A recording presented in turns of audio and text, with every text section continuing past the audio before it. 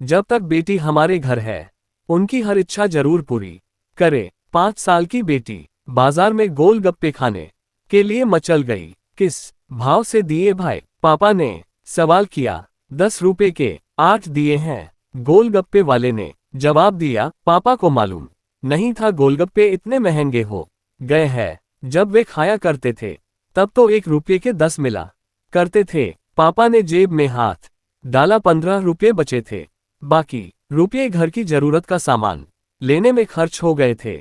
उनका गांव शहर से दूर है, 10 रुपये तो बस किराए में लग जाने हैं।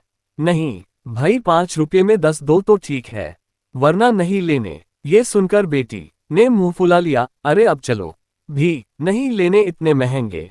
पापा के माथे पर लकीरें उभर आईं।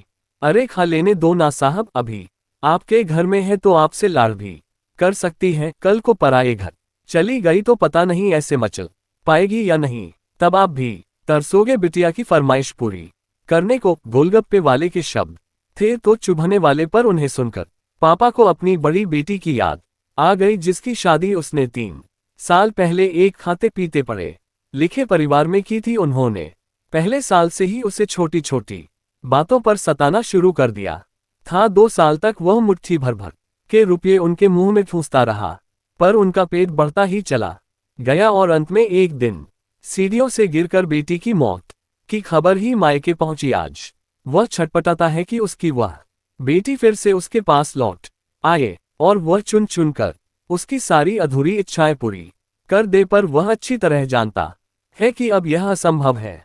दे दूं क्या बाबूजी? गोलगप्पे वाले की आवाज से पापा की तंद्रा टूटी।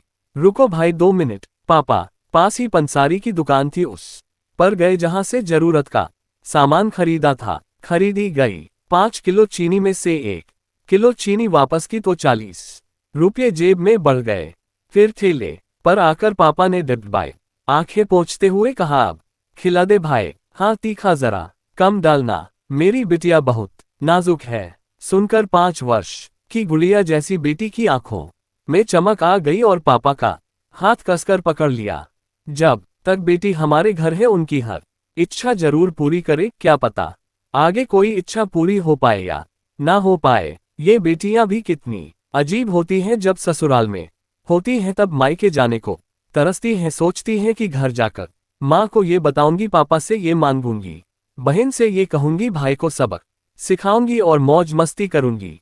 लेकिन जब सच में मायके जाती है तो एकदम शांत हो जाती है, किसी से कुछ भी नहीं बोलती, बस माँ बाप भाई बहन से गले मिलती है, बहुत बहुत खुश होती है, भूल जाती है कुछ पल के लिए पति ससुराल, क्योंकि एक अनोखा प्यार होता है मायके में, एक अजीब कशिश होती है मायके में। ससुराल में कितना भी प्यार मिले, माँ बाप की एक मुस्कान को तरसती है ये बेटियां। ससुराल में कितना भी रोए पर मायके में एक भी आंसू नहीं बहाती ये बेटियां, क्योंकि बेटियों का सिर्फ एक ही आंसू माँ बाप भाई बहन को हिला देता है, रुला देता है। कितनी अजीब है ये बेटियां, कितनी नटखट है ये बेटियां, भगवान की अनमोल देन है ये बेटियां। हो सके तो बेटियों को बहुत प्यार दे, उन्हें कभी भी न रुलाए, क्योंकि ये अनमोल बेटी 2 परिवार जोड़ती है, 2 रिश्तों को साथ लाती है अपने प्यार और मुस्कान से। हम चाहते हैं कि सभी बेटियां खुश रहे हमेशा, भले ही हो वो मायके में या ससुराल में। खुशकिस्मत है वो जो बेटी के बाप हैं, उन्हें भरपूर प्यार दे, दुलार करे और यही व्यवहार अपनी पत्नी के साथ भी करे, क्योंकि वो भी किसी की बेटी है और अपने पिता की छोड़कर आपके साथ पूरी जिंदगी बिताने आई है। उसके पिता की सारी उम्मीदें सिर्फ और सिर्फ आपसे हैं। दोस्तों, आपको ये वीडियो अच्छी लगी तो इस चैनल को सब्सक्राइब करो, वीडियो को लाइक करो, कमेंट करो।